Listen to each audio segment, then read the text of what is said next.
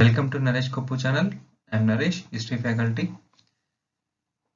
రీసెంట్గా UPSC preliminary exam organise చేయడం జరిగింది. ఇందులో వచ్చిన హిస్టరీ క్వశ్చన్స్ని ఈ వీడియోలో చూద్దాము. ఓకే, ఇంగ్లీష్ వర్షన్ ఆల్రెడీ యూట్యూబ్లో అప్లోడ్ చేయడం జరిగింది, దాన్ని చూడండి.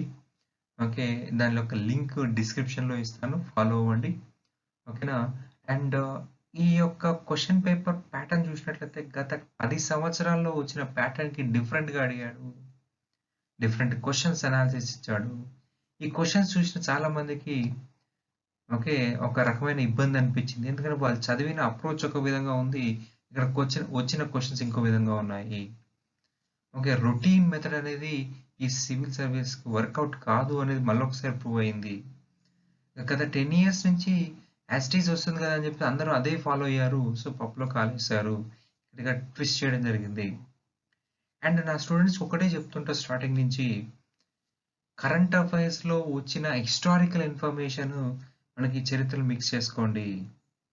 ఓకే, ఫర్ ఎగ్జాంపుల్ ఒక ఏరియాలో నియోలిథిక్ సైడ్ బయటపడింది, దాని రిలేటెడ్ క్వశ్చన్ మనకు ఖచ్చితంగా వచ్చే అవకాశం ఉంటుంది. హరప్పా సైడ్ బయటపడింది, దాని రిలేటెడ్ క్వశ్చన్ వస్తుంది.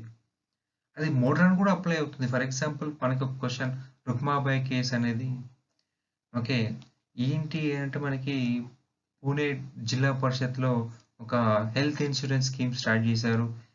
ఎవరైతే మనీ పే చేయకపోయినా వాళ్ళకి కరోనా నుంచి ట్రీట్మెంట్ తీసుకోవడం కోసము ప్రైవేట్ హాస్పిటల్ నుంచి. ఓకే, ప్రతిదీ కూడా మనకి హిస్టరీయే కాదు, అన్ని సబ్జెక్టులకి కరెంట్ అఫైర్స్ లింక్తో చదివితే ఖచ్చితంగా మంచి స్కోర్ సాధిస్తాము. అండ్ యూపీఎస్సీ చూసినట్లయితే ఈసారి 20 క్వశ్చన్స్ అడిగారు. ఓకే, 20 అంటే మొత్తం చేంజింగ్ అనమాట, గేమ్ చేంజింగ్ అని చెప్పుకోవాల్సి ఉంటుంది. ఓకే, ఏన్షియన్ ఇండియా నుంచి 4, మిడివల్ ఇండియా నుంచి 3, మోడర్న్ ఇండియా నుంచి 9, ఆర్ట్ అండ్ కల్చర్ నుంచి 4 అని చెప్పాల్సి ఉంటుంది. ఓకేనా, వీటిపైన గ్రిప్ ఉంటే కానీ ఆన్సర్ చేయలేము. గుర్తుపెట్టుకోండి, ట్రెడిషనల్ బుక్స్ వీటికి ఉపయోగపడవు. చాలా మంది ఏమంటే బేసిక్ బుక్ ఎన్సీఆర్టీ చదివితే సరిపోతుంది, ఇంకా మోడర్న్ ఇండియాకి స్పెక్ట్రమ్ చదవండి సరిపోతుంది అంటారు. కానీ స్పెక్ట్రమ్ దాటి ఇక్కడ క్వశ్చన్స్ అడిగారు. స్పెక్ట్రమ్ ఒక్కటి చదివితే చాలా మందికి దెబ్బ అయిపోయారు. ఓకే, మనకి classic partition by Shekhar Bandopadhyay, ఈ బుక్ కంపల్సరీ చదవాలి. ఓకేనా, Bipan Chandra modern India compulsory చదవాలి. Medieval India by Satish Chandra చదవాలి. Okay, India ancient past, so RS Sharma చదవాలి. Okay, India ancient India Romila Thapar చదవాలి. ఇవి ఖచ్చితంగా చదివిన వాళ్ళకే హిస్టరీలో మంచి స్కోర్ చేసుకోగలరు. నేను ఆ మెటీరియల్ చదివాను, చాలా గొప్ప ఇన్స్టిట్యూట్ మెటీరియల్ చదివాను, చాలా గొప్ప ఫ్యాకల్టీ నోట్స్ చదివాను అంటే అక్కడ ఇది గ్రూప్ 2 ఎస్ఐ కానిస్టేబుల్ ఎగ్జామ్ కాదు, డైరెక్ట్ క్వశ్చన్స్ రావడానికి. ఓకే, అనాలిసిస్ వేలో చదివితేనే మనం ఆన్సర్ చేయగలుగుతాము, అలా అయితేనే మన గోల్ని రీచ్ అవ్వగలుగుతాము. చూడండి, ఎప్పుడు కూడా ట్రెడిషనల్ మెథడ్ ఉపయోగించకండి, ఎప్పుడు కూడా పేపర్ మారుతూనే ఉంటుంది. ఓకేనా, మీరు సక్సెస్ సాధించాలంటే ఎప్పుడు కూడా మీలో మార్పుని యాక్సెప్ట్ చేస్తూ ఉండాలి. క్వశ్చన్కి పేపర్ ఎలా వస్తుందో అప్రోచ్ని ముందుగానే ఆలోచించి దాని తగ్గట్టుగా ప్రిపేర్ అవ్వాలి. ఓకేనా, ఇక క్వశ్చన్స్లోకి వెళ్దాము. క్వశ్చన్ చూద్దాం. In the contest of Indian history the Rukmabai case of 1884 revolved around. భారతదేశ చరిత్రలో ఈ రుక్మాబాయి కేసు అనేది చాలా చాలా ఇంపార్టెంట్ అండి. ఓకే, ఈ కేసు అనేది 1884లో క్లియర్ అయింది. ఆ కేసు ఏంటి, దేని చుట్టూ తిరుగుతోంది అనేది ఇందులో ఉంది. సో ఆప్షన్ చూద్దాం. Women's right to gain education, మహిళలకు విద్యా హక్కు, ఏజ్ ఆఫ్ కాన్సెంట్ కనీస వివాహ వయసు, restitution of conjugal rights, marriage హక్కులని పునరుద్ధరించడం కోసము. ఆప్షన్స్ చూద్దాం. Select the correct answer using the code given below. A 1 and 2, B 2 and 3, C 1 and 3, D 1, 2, 3. Answer వచ్చేసి బి అండి, 2 and 3. ఓకే, ఈ రుక్మాబాయి గురించి ఒక నిమిషం మాట్లాడుకుందాము. ఓకే, ఇండియాలో ఫస్ట్ క్వాలిఫైడ్ ఉమెన్ డాక్టర్ అంటే రుక్మాబాయి రౌత్ అని చెప్పుకోవాలి. డాక్టర్ రుక్మాబాయి రౌత్. ఈమె ఏంటి, ఈమె కేసు ఏంటి అంటే, ఓకే ఇక్కడ చూడండి, కరెంట్ అఫైర్స్‌తో కనెక్ట్ అయ్యింది ఈ యొక్క హిస్టరీ క్వెషన్ అని చెప్పుకోవాల్సి ఉంటుంది. న్యూస్ రెగ్యులర్‌గా ఫాలో అయ్యే వాళ్ళు మాత్రమే ఈ క్వెషన్‌కి ఆన్సర్ చేయగలుగుతారు. ఓకేనా? అండ్ ఈ క్వెషన్ చూసినట్లయితే మనకి రీసెంట్‌గా కోవిడ్-19 వచ్చింది. అలాగే కరోనా వచ్చింది.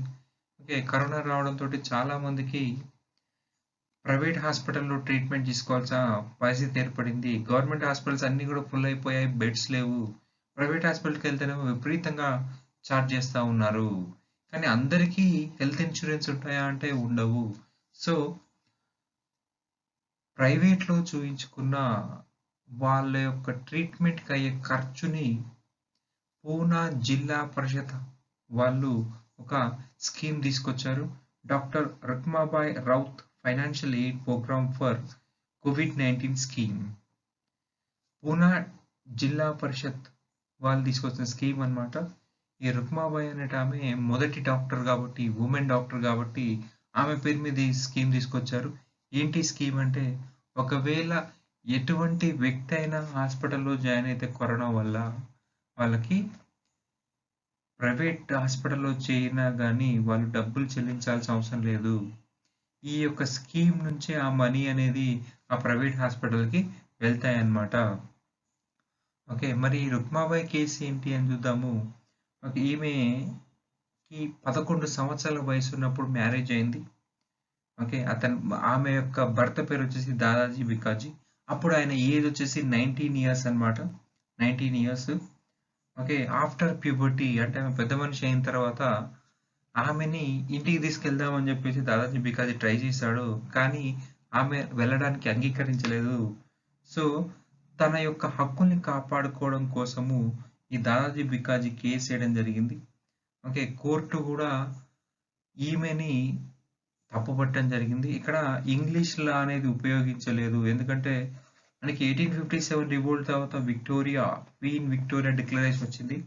ఆ విక్టోరియా డిక్లరేషన్‌లో ఏం చెప్పారంటే సోషల్ ఇష్యూస్‌లో బ్రిటిష్ వాళ్ళు తలదూర్చరు అని చెప్పేసి. ఇది సోషల్ ఇష్యూ గాబట్టి హిందూ లా ప్రకారమే దాన్ని ట్రీట్ చేయడం జరిగింది.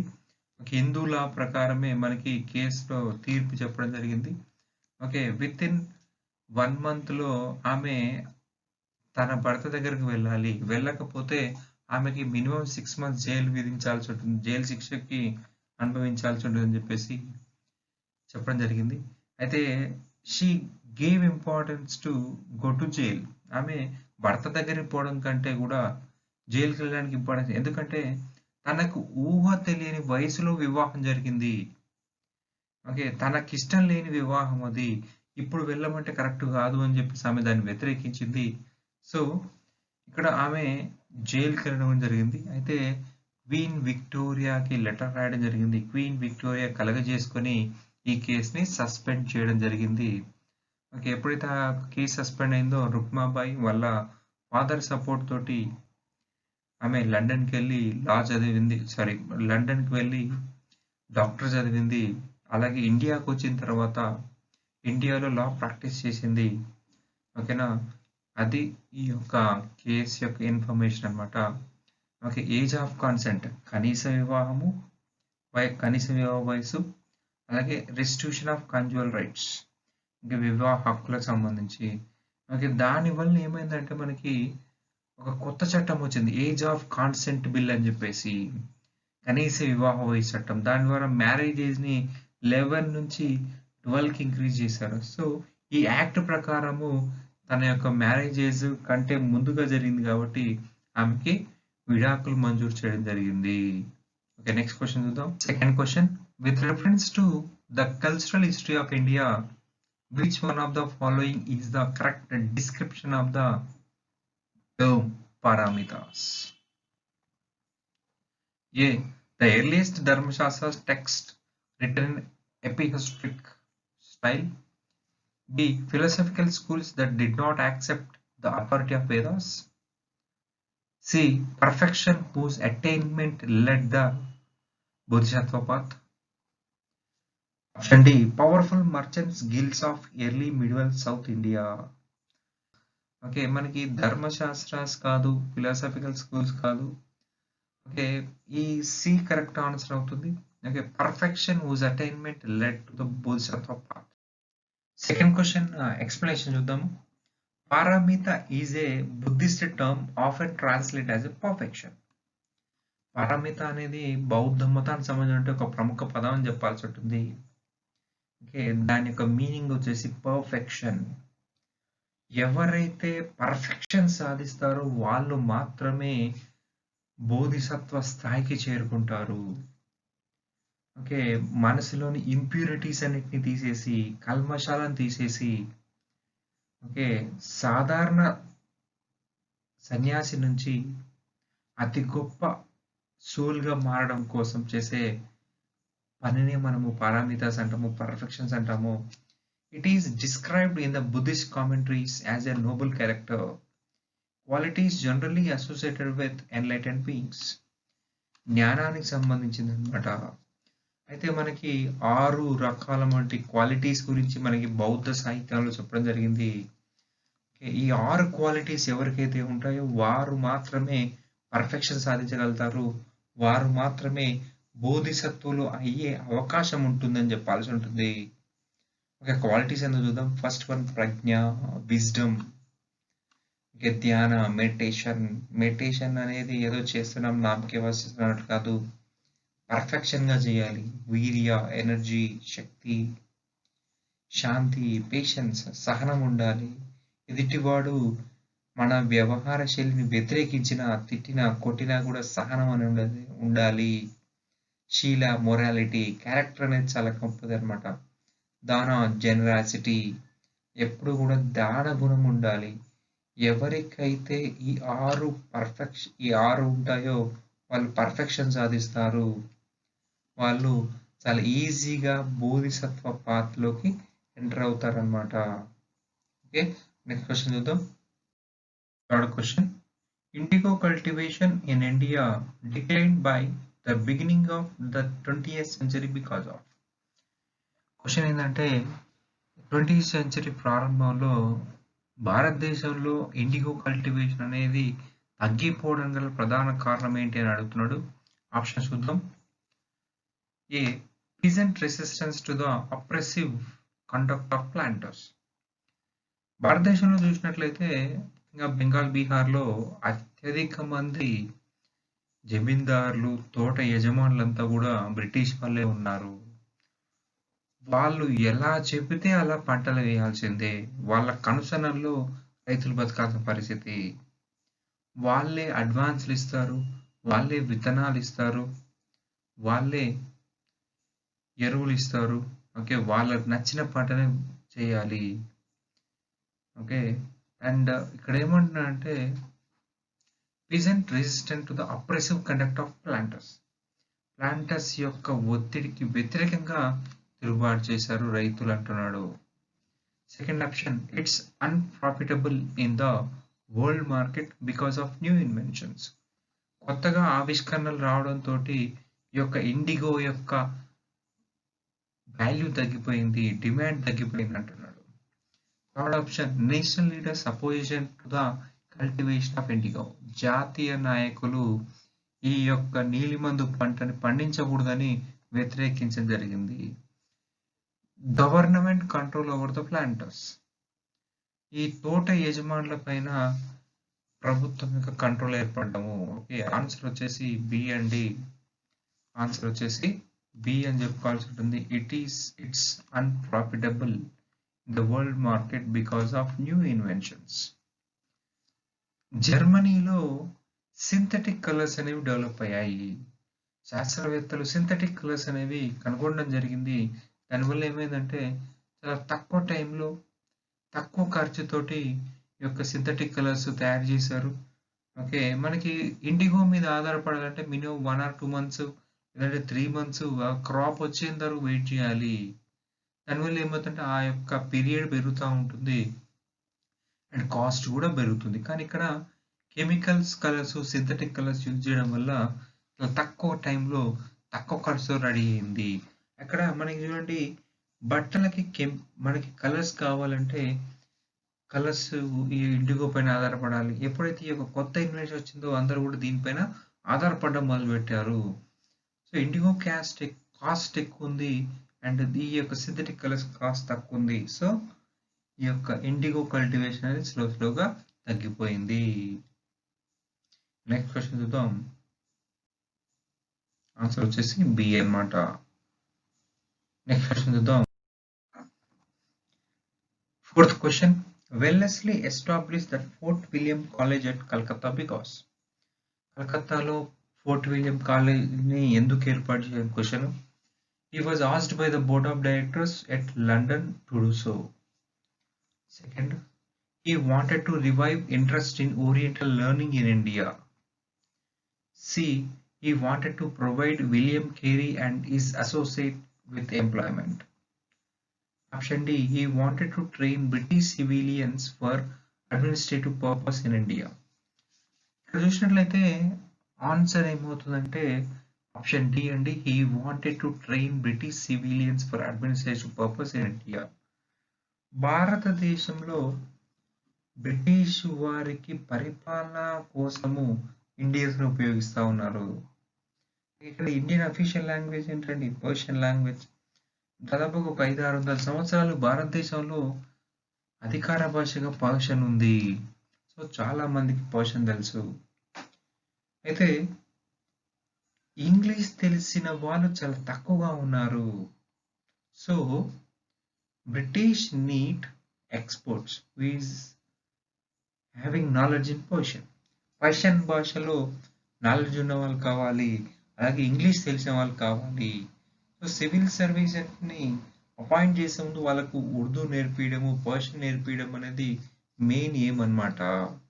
ఓకే, ఇది కరెక్ట్ ఆన్సర్ అవుతుంది. Answer D.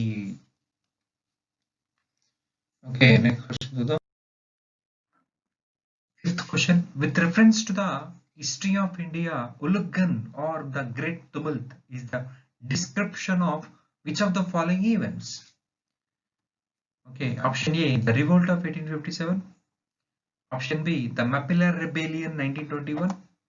Option C, the Indigo Revolt 1859-60. Option D, Birsa Munda's revolt of 1899-1900. Ulgulan or the great tumult. Okay, ఇది ఎవరికి సంబంధించింది అంటే ముండా రెబేలియన్ అండి. ఆన్సర్ డి కరెక్ట్ అవుతుంది. Answer D correct answer. దాని యొక్క ఎక్స్ప్లెనేషన్ చూద్దాము. ముండా ట్రైబ్ ఇది చోటా నాగ్పూర్ ప్రాంతంలో ఉన్నటువంటి ఒక ప్రముఖ తెగ అనుకోవాలి, గిరిజన తెగ భావించాల్సి ఉంటుంది. ఓకేనా. ఈ చోటా నాగ్పూర్ పీఠభూమి ప్రాంతంలో బ్రిటిష్ వాళ్ళు రెవెన్యూ విధానాలు తీసుకొచ్చారు, జమీందారీ సిస్టమ్ తీసుకొచ్చారు. అలాగే ట్యాక్సెస్ కలెక్ట్ చేయడం కోసము అనేక మంది అవుట్ సైడర్స్ ఇంట్రడ్యూస్ చేశారు. Revenue collectors, talukdars, police, money lenders. ఓకేనా, వీళ్ళని మనకి అవుట్ సైడర్స్ అనే పదం గుర్తుపెట్టుకోండి. దీకు, డిఐకేయు, దీకు, ఈ పదం గుర్తుపెట్టుకోండి. దీకు అంటే ఏంటి అనేది మనకి యూపీఎస్సీలో అడిగారు. దీకు అంటే ఏడి అని చెప్పేసి అడగడం జరిగింది. ఓకేనా, దీకు అంటే అవుట్ సైడర్స్ అన్నమాట. దీకు అంటే అవుట్ సైడర్స్. ఓకేనా, ఎప్పుడైతే ఈ యొక్క ప్రాంతాల్లో బ్రిటిష్ వాళ్ళు పాగా వేశారో, they want to eliminate, they want to boycott this British from Chota Nagpur plateau. Okay, Birsa Munda తనకు తాను దేవుని యొక్క వారసునిగా ప్రకటించుకున్నాడు. ఓకే, తను మంత్రించిన జలము తుపాకుల పైన, బ్రిటిష్ వాళ్ళు తుపాకుల పైన చల్లినట్లయితే తుపాకులు నీళ్లుగా మారిపోతాయి, అతనికి దైవత్వం ఉంది అని చెప్పేసి ప్రచారం చేసుకోవడం జరిగింది. సో ఆ ప్రాంతాల్లో ఉన్న ట్రైబల్స్ అంతా కూడా బిర్సా ముండా పైన గట్టి నమ్మకం ఏర్పాటు చేసుకున్నారు. అతను దేవుడిగా భావించ జరిగింది. ఓకే, అతడు ఠాకూర్తో మాట్లాడని చెప్పేసి, ఠాకూర్ అంటే దేవుడు, ఓకే, దేవుడితో మాట్లాడినట్టుగా ప్రచారం చేసుకోవడం జరిగింది. ప్రజలంతా కూడా బిర్సా ముండా యొక్క నాయకత్వాన్ని అంగీకరించడం జరిగింది. అనేక సార్లు వాళ్ళు దాడి చేశారు. అయితే 1899 డిసెంబర్ 25న రాంచీలోని క్లబ్ల పైన, క్రైస్తవ మిషనరీల పైన ఓకే దాడి చేయడం జరిగింది. ఓకే, ఆ దాడిలో అనేక మంది క్రైస్తవులని, అనేక మంది యూరోపియన్‌లని వాళ్ళు చంపడం జరిగింది. ఈ రివోల్ట్ అనేది అనేక రోజులు జరిగింది. 1900లో బిర్సా ముండాని అరెస్ట్ చేయడం జరిగింది. అతన్ని జైల్‌లో పంపించడం జరిగింది. అతను జైలుకెళ్ళడంతోటి ఈ రివోల్ట్ అనేది ఆగిపోయిందిగా చెప్పుకోవాల్సి ఉంటుంది. ఉలుఘ్ఘనన్న, గ్రేట్ తుముల్తన్న అది ముండా రెబెలియన్ అని గుర్తుపెట్టుకోండి. ఆన్సర్ డి కరెక్ట్ అవుతుంది. నెక్స్ట్ క్వశ్చన్ చూద్దాం. With reference to the scholars of ancient India, consider the following statements. First statement, Panini is associated with Pushyamitra Sunga. Second statement, Amarsimha is associated with Harshavardhana. Third statement, Kalidasa is associated with Chandragupta II. Main question చూద్దాము. Which of the statements given above is correct? పైన ఇచ్చిన స్టేట్మెంట్లో ఏది correct అంటున్నాడు? పాణిని చూసినట్లయితే ఈయనకి పుష్యమిత్ర శృంగకి ఎటువంటి relation లేదండి. పాణిని దాదాపుగా ప్రీ మౌర్యన్ టైంలో నివసించడం జరిగింది. ప్రీ మౌర్యన్ టైంలో నివసించాడు ఆయన. ఈయన రాసిన ప్రముఖ గ్రంథం వచ్చేసి అష్టాధ్యాయి.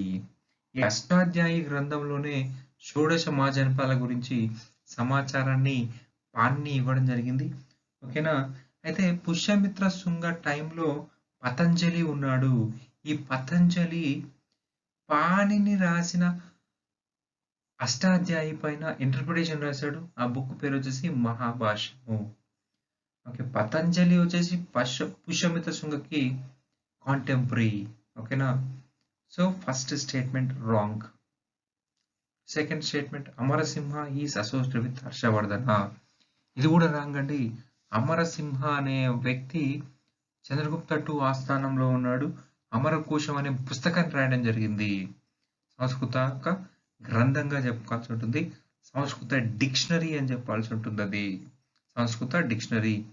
కాళిదాసు చూసినట్లయితే నవరత్నాలలో చంద్రగుప్త II నవరత్నాలనే కవుల్ని మెయింటైన్ చేయడం జరిగింది. ఆ నవరత్నాల్లో అతి గొప్ప రత్నం అంటే కాళిదాసు అని చెప్పాల్సి ఉంటుంది. కాళిదాసు చంద్రగుప్తుని ఆస్థానంలో నివసించాడు. అనేక గ్రంథాలు రాశాడు. అభిజ్ఞాన శాకుంతలం, విక్రమ ఊర్వశీయం. విక్రముడు అంటే చంద్రగుప్త II అండి. విక్రముడు ఊర్వశి మధ్య లవ్ స్టోరీ. అండ్ మాలవికాగ్నిమిత్రం, రఘువంశం, కుమార సంభవం, మేఘ సందేశం, ఇట్లా అనేక పుస్తకాలు, గ్రంథాలు, కావ్యాలు, నాటకాలు రాశాడు ఆయన. సో ఆన్సర్ ఏమవుతుందండి? A1 only, B A1 and 2, B 2 and 3, C 3 only, D 1 2 3. Kalidasa ఒక్కరే కరెక్ట్ కాబట్టి ఈ థర్డ్ స్టేట్మెంట్ ఒకటి కరెక్ట్ కాబట్టి థర్డ్ స్టేట్మెంట్ ఎక్కడ ఉంది? సి. సో ఆన్సర్ సి అవుతుంది. ఓకేనా. నెక్స్ట్ క్వశ్చన్ చూద్దాం. సెవెంత్ క్వశ్చన్ చూద్దాం. Which of the following statements correctly explain the impact of Industrial Revolution on India during the first half of the 19th century? Option A, Indian handicrafts were ruined. భారతదేశం యొక్క హస్తకళలు నాశనం అయిపోయాయి. Option B, machines were introduced in the textile industry in large numbers. Railway lines were laid in many parts of the country. Heavy duties were imposed on the imports of British manufacturers. Okay, మన కింద నుంచి చూద్దాం. British వారి యొక్క imports పైన, manufacturers పైన ఎందుకు వేస్తారు వాళ్ళు? గుర్తుపెట్టుకోండి, బ్రిటిష్ వాళ్ళు వారి వస్తువుల పైన, వాళ్ళ దిగుమతుల పైన ఇటువంటి ట్యాక్స్లు వేసుకోలేదు. వాళ్ళకి అవసరం ఉన్న వాటిపైన ట్యాక్స్లు వేసుకోలేదు. ఎందుకంటే దాని యొక్క ఖర్చు పెరిగిపోతుంది, దాని యొక్క ప్రైస్ పెరుగుతూ ఉంటుంది. Okay, British removed imports and export tax on British. ఎగుమతి దిగుమతి పనులు అనేవి బ్రిటిష్ వాళ్ళ పై నుంచి తీసేస్తారు. So answer D wrong. Railway lines were laid in many parts of the country. మనకి రైల్వే ఇంట్రడక్షన్ అనేది సెకండ్ పార్ట్లో జరుగుతుంది. ఫస్ట్ పార్ట్ మనకి క్వశ్చన్లో ఏముంది? ఫస్ట్ పార్ట్ అని చెప్పేసి అంటున్నాం. First part of 19th century. So ఇక్కడ మనకి రైల్వే లైన్స్ నిర్మాణం అనేది సెకండ్ పార్ట్లో జరిగింది. ఓకేనా. సో ఆప్షన్ సి అనేది కూడా రాంగే. ఓకే. సెకండ్ ఆప్షన్ చూద్దాం. Machines were introduced in the Indian textile industry in large number. భారతదేశంలో బ్రిటిష్ వాళ్ళు మిషన్స్‌ని ప్రవేశపెట్టలేదు. ఇంగ్లాండ్‌లో ఇండస్ట్రియలైజేషన్ వచ్చింది కాబట్టి అక్కడ మెషిన్స్ ఉపయోగించి అలా గొప్పగా టెక్స్టైల్ ఇండస్ట్రీ డెవలప్ చేసుకున్నారు. కానీ ఇండియాలో కాదు. ఇండియాను ఒక మార్కెట్ లాగా తయారు చేశారు. రా మెటీరియల్ ఎక్స్‌పోర్ట్ చేసే మార్కెట్. ఫైనల్ గూడ్స్ ఇంపోర్ట్ చేసుకునే మార్కెట్‌గా మార్చేశారు. ఆప్షన్ బి కూడా రాంగే అని చెప్పాలి. ఆప్షన్ ఏ వచ్చేసి ఇండియన్ హ్యాండీక్రాఫ్ట్స్ వర్ ఓకేనా? అది కరెక్టే. మనకి దీని యొక్క సంబంధం చూసినట్లయితే 1813 చార్టర్ యాక్ట్ వరకు కూడా బ్రిటిష్ వాళ్ళు ఏకస్వామ్యాన్ని కలిగి ఉన్నారు. బ్రిటిష్ ఈస్ట్ ఇండియా కంపెనీ ఏకస్వామ్యాన్ని కలిగి ఉంది. మనకి ఇండస్ట్రియలైజేషన్ అనేది ఇంగ్లాండ్‌లో స్టార్ట్ అయింది. కావున వాళ్ళకి రా మెటీరియల్ అవసరమైంది. సో, వారి యొక్క వలసల పైన ఆధారపడ్డారు. ఓకేనా? అండ్ ఇండియాలో పరిస్థితి ఎలా ఉందంటే భారతీయ పారిశ్రామికవేత్తలకు చేతి వృత్తుల వారికి ముడి వనరులు దొరకని పరిస్థితి. ఇండియన్‌లు ఏదైనా రా మెటీరియల్ కొనాలంటే ఎక్కువ టాక్స్ పే చేయాల్సి ఉంటుంది. ఎక్కువ మనీ పే చేయాల్సి ఉంటుంది. అదే బ్రిటిష్ వాడు కాటన్ గానీ, రా మెటీరియల్ గానీ కొనాలనుకుంటే అతనిపై ఎటువంటి టాక్స్ లేని ప్రొడక్ట్స్ లభిస్తాయి. సో, హ్యాండీక్రాఫ్ట్స్ అనేవి నిలబడలేని పరిస్థితి. భారతదేశంలో తయారయ్యే వస్తువులపైన భారతదేశం నుంచి వివిధ దేశాలకు ఎగుమతయ్యే వస్తువులపైన అంతిమ వస్తువులపైన విపరీతమైన టాక్స్‌లేశారు. 1813 చార్టర్ యాక్ట్ వరకు కూడా బ్రిటిష్ ఈస్ట్ ఇండియా కంపెనీ మాత్రమే భారతదేశంతో వ్యాపారం చేసింది. 1813 చార్టర్ యాక్ట్ ప్రకారము ఈ వ్యాపార హక్కుల్ని 2 అంశాలకు తగ్గించారు. ఒకటి టీ, రెండవది చైనా వ్యాపారము. 1833 చార్టర్ చట్టంలో ఈ రెండిటిని కూడా ఏకస్వామ్యాన్ని రద్దు చేయడం జరిగింది. దాని వలన అనేక వేల కంపెనీలు భారతదేశానికి వచ్చి భారతీయ వ్యాపారవేత్తలకు చేతి వృత్తుల వారికి ముడి సరుకులు దొరకకుండా చేశారు. ఓకే. అండ్ అత్యధిక ట్యాక్స్ విధానాలు, ఎగుమతి దిగుమతి పన్నులు ఇండియన్స్ పైన విధించేసరికి భారతీయ హ్యాండీక్రాఫ్ట్ ఇండస్ట్రీ అంతా కూడా నాశనం అయిపోయింది. ఓకేనా? నెక్స్ట్ క్వశ్చన్ చూద్దాం. 8th క్వశ్చన్ చూద్దాము. Consider the following events in the history of India. First one, rise of Pratiharas under king Bhoja. Second one, establishment of Pallava power under Mahendravarma I. Third one, establishment of Chola power by Parantaka I. Fourth one, Pala dynasty founded by Gopala. The main question చూద్దాము. What is the correct chronological order of the above events starting from the earliest time? మనకి యూపీఎస్సిలో years అనడం అనేది కంప్లీట్‌గా ఆపేశాడు. కానీ chronological order set చేయమంటున్నాడు. ఇది తెలియాలంటే, ఇది ఆన్సర్ చేయాలంటే ఖచ్చితంగా వీళ్ళ యొక్క పరిపాలన కాలం తెలిసుండాలి. ఓకే. మనకి ప్రతిహార అండర్ భోజా చూసినట్లయితే ఆయన పీరియడ్ వచ్చేసి 836-885 ఏడీ. 836-885 ఏడీ. ఓకే. పల్లవాస్ మనకి కంచిని బేస్ చేసుకొని పరిపాలించారు వీళ్ళు. ఓకే. అండ్ వీళ్ళ యొక్క రాజధాని కంచి అండ్ వీళ్ళ యొక్క అధికార భాష సంస్కృతము. ఇందులో మొట్టమొదటి గొప్ప రాజు అంటే మహేంద్రవర్మ అని చెప్పాల్సి ఉంటుంది. ఇక third statement, establishment of Chola power by Parantaka I. Okay. Chola అంటే పల్లవుల యొక్క సామంతులుగా చెప్పుకోవాల్సి ఉంటుంది. పల్లవుల యొక్క పతనం తర్వాతే చోళులకి అధికారం వచ్చింది. ఓకే. అండ్ పరాంతక పీరియడ్ వచ్చేసి 907-955. ఫైనల్‌గా ఈ గోపాల పీరియడ్ వచ్చేసి 750-770. ఓకే. ఈ అరేంజ్ చేసినట్లయితే ఓకే. ఫస్ట్ మనకి మహేంద్రవర్మ ఎందుకంటే 600లో ఉన్నాడు. ఓకే. ఆయన తర్వాత గోపాల 700-750. దాని తర్వాత భోజా 836.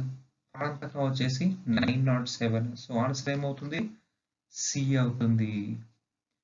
ఓకే. గోపాల చూసినట్లయితే ఈయన పాలా డైనాసిటీ స్టార్ట్ చేయడం జరిగింది బెంగాల్లో.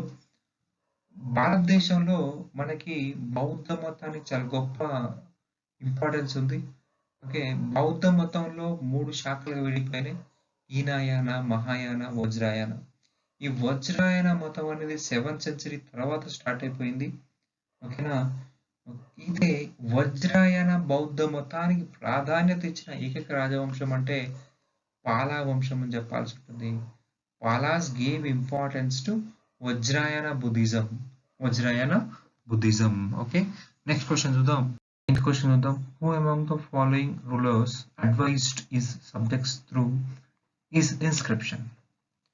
Whosoever praises his religious sect or blames other sects out of excessive devotion to his own sect with the view of glorifying his own sect, he rather injures his own sect very severely. Options: Option A Ashoka, Option B Samudragupta, Option C Harshavardhana, Option D Sri Krishnadevaraja. అంటే simple అండి. ప్రతి రాజు కూడా వాళ్ళ యొక్క గొప్పతనం గురించి, వాళ్ళ వైఫ్ల గురించి, వాళ్ళ ఫ్యామిలీల గురించి, వాళ్ళ పరిపాలన గురించి చెప్పుకున్నారు. శ్రీకృష్ణదేవరాయ కావచ్చు, హర్షవర్ధన కావచ్చు, సముద్రగుప్త కావచ్చు. But Ashoka gave importance to morals and ethics. తన యొక్క శాసనాల్లో నైతిక విలువలకు ఎక్కువ ప్రాధాన్యత ఇచ్చాడు. సమాజంలో పరమత సహనం డెవలప్మెంట్ కి అత్యధిక ఇంపార్టెన్స్ ఇవ్వడం జరిగింది. పరమత సహనం ఉండాలి అంటాడు అశోకుడు. ఓకే. ఏ మతాన్ని గొప్పగా ప్రమోట్ చేయకూడదు, అట్లా అని చెప్పేసి వేరే వారి మతాన్ని కించపరచొద్దు. ఒక వ్యక్తి విపరీతంగా తన మతాన్ని ప్రమోట్ చేస్తున్నంటే తన ఓన్ మతానికి అతను నష్టం చేస్తున్నట్టే అంటాడు అశోక. ఆన్సర్ వచ్చేసి ఏ. ఓకేనా. నెక్స్ట్ క్వశ్చన్ చూద్దాం. With reference to the history of India, consider following pairs: famous place and present state. Bilsa, Madhya Pradesh; Dwarasamudram, Maharashtra; Girnagar, Gujarat; Staneshwar, Uttar Pradesh. Okay. ఇక్కడ చూడండి, ఇవి ఓల్డ్ నేమ్స్ అని చెప్పాలి, చాలా మందికి తెలియవు ఈ పేర్లు. Okay. Which of the pairs given above are correctly matched? పైన ఇచ్చిన వాటిలో కరెక్ట్ ఏందని చెప్పేసి అంటున్నాడు. ఇంకా బిల్సా, దీన్ని మనం ప్రజెంట్ విదిషా అని చెప్పేసి పిలుస్తున్నాం. విదిషా. విదిషా ఎక్కడ ఉందండి? మధ్యప్రదేశ్ లో ఉంది. విదిషా వచ్చేసి శుంగాస్ యొక్క క్యాపిటల్ సిటీ. శుంగాస్ అక్కడ రూల్ చేయడం జరిగింది. అండ్ మనకి విదిషాలో బేసానగర్ గరుడ పిల్లర్ ఇన్స్క్రిప్షన్ దొరికింది. అది భాగవత మతాన్ని కనెక్ట్ అయి ఉంది. ఓకేనా. అలాగే అనేక బౌద్ధ స్తూపాలు ఆ బిల్సా పరిసర ప్రాంతాల్లో ఉన్నాయి. ఓకేనా. అండ్ గొప్ప క్షేత్రాలు ఉన్నాయి, పుణ్యక్షేత్రాలు ఉన్నాయి విదిషాలో. విదిషాలో దగ్గరలో మనకి ఉదయపూర్లో వరాహ శిల్పం ఉంది. ఓకేనా. సో ఫస్ట్ ఆప్షన్ అనేది correct. Okay. Second one Dwarasamudra. Dwarasamudra వచ్చేసి క్యాపిటల్ సిటీ ఆఫ్ హోయసలాస్. మరి హోయసలాస్ ఎక్కడి నుంచి పరిపాలించారు? దక్షిణ భారతదేశం, వెస్ట్ ఇండియా కాదు. ఓకే. ద్వారసముద్రం అనేది క్యాపిటల్ సిటీ ఆఫ్ హోయసలాస్. ఇది మనకి అలావుద్దీన్ ఖిల్జీ ఇన్వేజన్స్ లో వస్తుంది. మాలికాఫర్ అనేవాడు అలావుద్దీన్ ఖిల్జీ యొక్క సైన్యాధిపతి. ఓకేనా. దక్షిణ భారతదేశ దండయాత్రలో భాగంగా ద్వార సముద్రం పైన 1310 లో దాడి చేశాడు. బీరబల్లాల 2ని ఓడించడం జరిగింది. ఓకే. అతని రాజ్యం అంతా కూడా కర్ణాటక, దక్షిణ కర్ణాటక, ఉత్తర తమిళనాడు ప్రాంతము. సో ఇది మహారాష్ట్ర అన్నాడు. సో సెకండ్ స్టేట్మెంట్ అనేది రాంగ్ అనమాట. గిరినగర్ వచ్చింది. దాన్ని మనం గిర్నార్ అని చెప్పేసి అనొచ్చు. గుజరాత్. గిర్నార్ చూసినట్లయితే మొట్టమొదటి సంస్కృత శాస్త్రం అనేది గిర్నార్ లో ఉంది. ఎక్కడయ్యా అంటే గుజరాత్ లో. అండ్ ఫోర్త్ వన్ చూసినట్లయితే స్థానేశ్వరం అంటే ప్రస్తుత తరై అని చెప్పుకోవచ్చు. పుష్యభూతి వంశము స్థానేశ్వరం నుంచి పరిపాలించింది. ఈ స్థానేశ్వరం అనేది హర్యానాలో ఉంది. ఎక్కడ? హర్యానా. ఇది మరి ఇక్కడ ఆప్షన్ లో ఉంది ఉత్తరప్రదేశ్. సో ఫోర్త్ కూడా తప్పే. 1 అండ్ 3 ఆన్సర్ అవుతుంది. సో ఆప్షన్ ఏ కరెక్ట్ అన్నమాట. Thanks for watching. Please like, share, comment and subscribe Naresh Kapoor channel. మేము చేసే ప్రతి వీడియో మీకు నోటిఫికేషన్ కింద రావాలంటే సబ్స్క్రైబ్ పక్కన బెల్ ఐకాన్ ప్రెస్ చేయండి. ఓకేనా? అండ్ ఈ వీడియో ఎలా ఉందో ఓకే మీకు నచ్చినట్లయితే దాన్ని కామెంట్ రూపంలో తెలియజేయగలరు. Thank you once again.